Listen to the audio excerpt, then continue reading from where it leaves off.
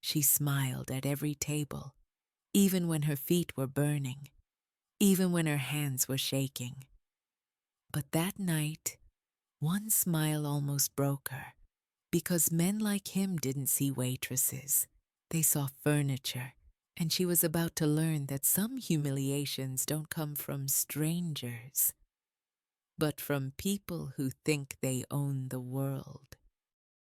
The restaurant was called Golden Terrace. Crystal chandeliers, soft jazz music, the kind of place where a single bottle of wine cost more than a month's rent. Maya worked there, not as a chef, not as a manager, as a waitress.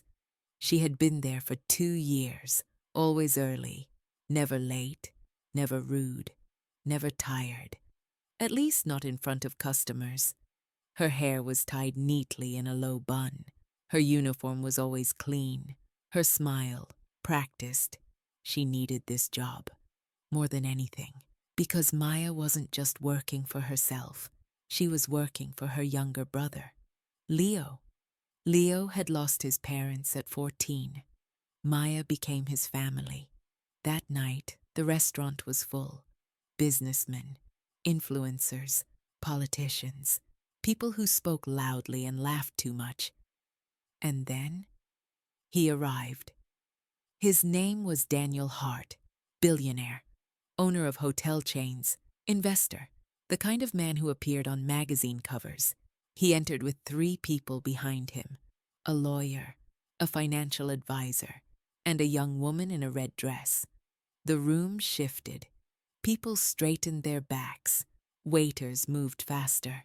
The manager rushed forward. Maya was assigned to his table. She took a deep breath.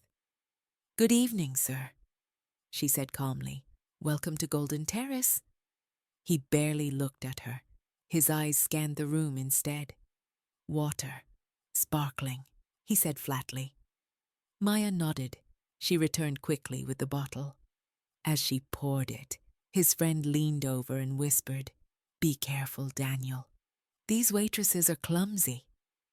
They laughed. Maya heard it, but she said nothing. Daniel ordered the most expensive dishes on the menu. He didn't ask. He pointed. When Maya repeated his order, he interrupted her.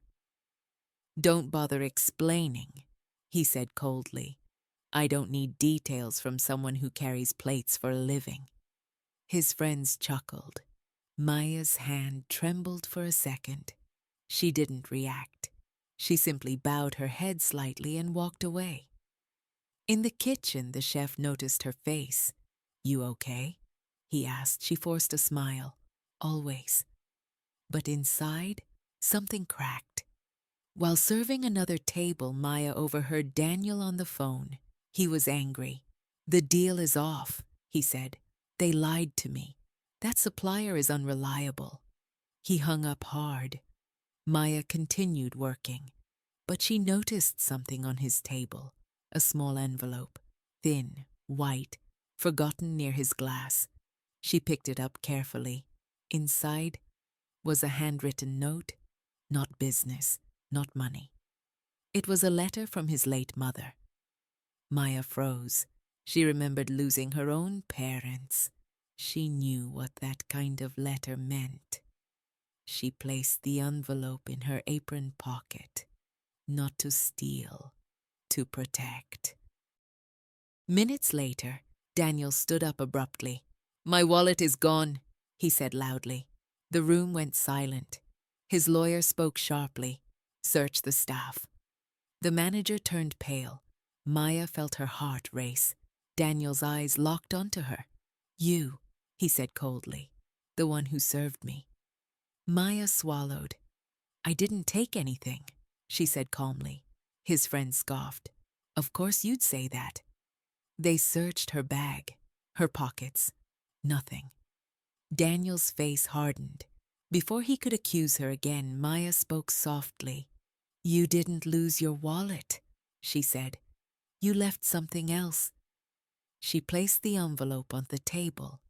Daniel's face changed instantly. His arrogance vanished. His breath caught. He opened it slowly. Inside was his mother's handwriting. No matter how successful you become, never forget the people who serve you. Silence filled the room. His lawyer lowered his head. His friend shifted uncomfortably. Daniel looked at Maya differently now, not as a waitress, but as a person. Daniel asked her quietly, "Why didn't you say anything?" Maya hesitated. "My brother lost our parents," she said softly. "I know how fragile memories are." A waiter nearby whispered, "She works 2 jobs to keep him in school." Daniel exhaled slowly. He realized something painful.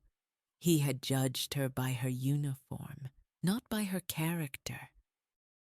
The next day, Maya was called into the manager's office. She thought she was being fired. Instead, Daniel was there, not as a customer, as a man apologizing. "I was wrong," he said simply.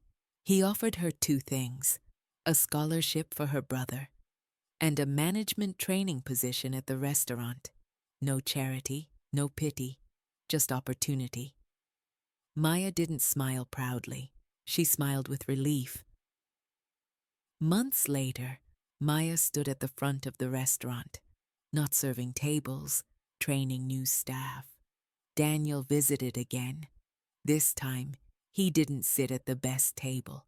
He asked for the one Maya recommended, and for the first time, he truly listened.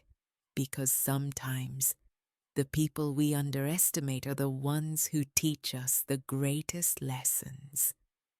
If you want more emotional and cinematic stories like this, consider subscribing to Midnight Tales. New stories are coming soon. Some stories only happen at midnight,